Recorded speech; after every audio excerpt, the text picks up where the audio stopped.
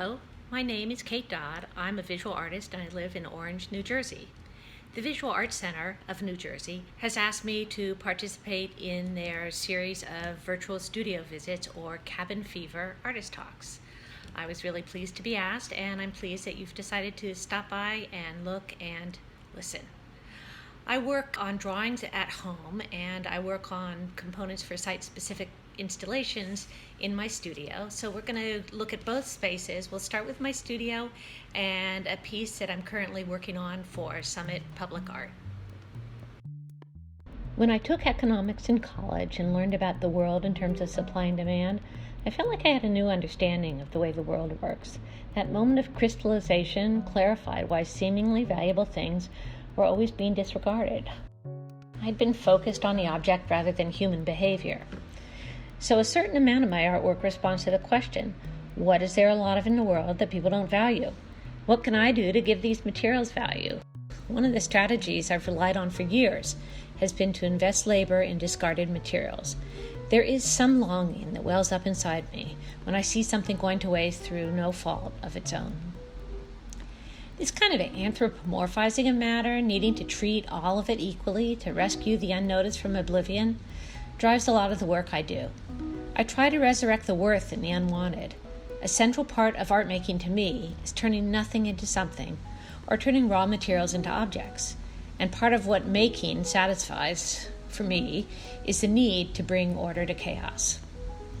I love getting stuff for free and collecting things in quantity, not because I love the objects themselves, but for the richness of quantity.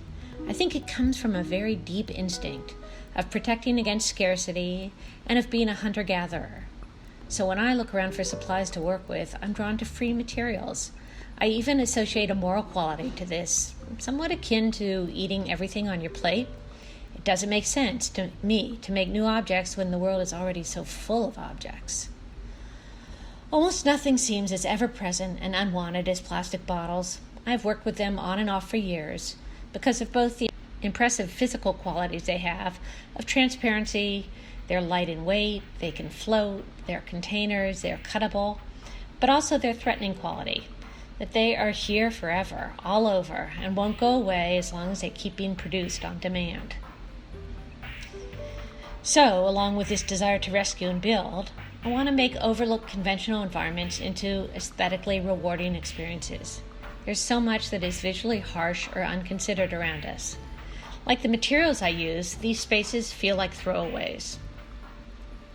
Most of my work is temporary and site-specific, so when I create an installation for a space like this, I try to unify or soften the site and make it a place worth noticing, worth being in.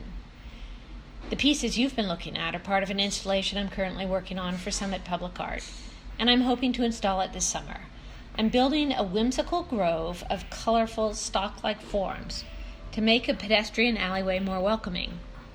The color comes from plastic as well, multiple layers of netting, the type used to bag onions and garlic. Processing these bottles, collected years ago for a project that never came to fruition, requires long hours of labor. Besides collecting them, there is cleaning, cutting, drilling, covering with colored netting, the attaching, the arranging. All of this labor contrasts pretty sharply with the cheapness of these objects. There is something a bit sad or futile in this business of making do, pouring my resources of time and energy into these objects that are made, used, and discarded so quickly. I am under no illusion that this act helps the environment. At best, it delays the moment of disposal.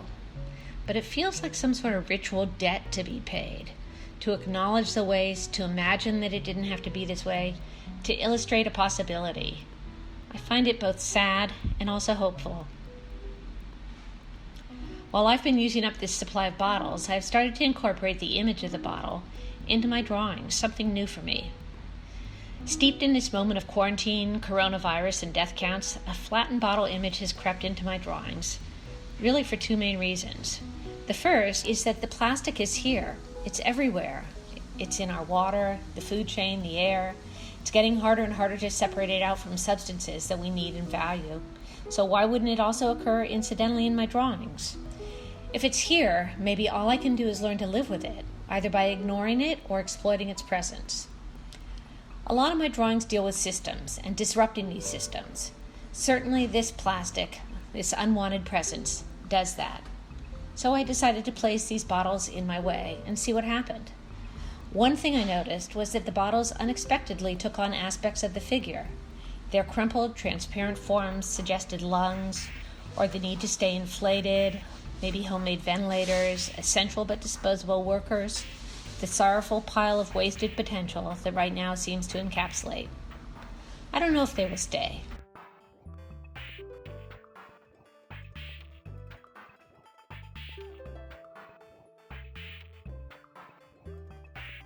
The privacy series is another set of drawings I've been working on. So part of my collecting I discovered envelopes, the inside of privacy screen envelopes, and I got interested in all the patterns and saving them. And so I decided to do some collages with them. I didn't really expect that I would end up getting interested in the window aspect of all of these, but I did, and so I took the windows and separated them from the envelopes, and I was thinking a lot about being on the inside and the outside of the envelope, of boundaries, of fences, and so I took ideas I had about separation and boundaries, bricks, Venetian blinds, chain link fence, razor wire, shattered glass, and more recently, even ventilators and hospital wards. And I started to put them together with the idea that this is this institutional boundary we seem to have between ourselves and the world, and it's so impersonal, and it separates us. These are some of the things I've been thinking about. I enjoyed being able to share them with you. Thank you again for joining me. Take care.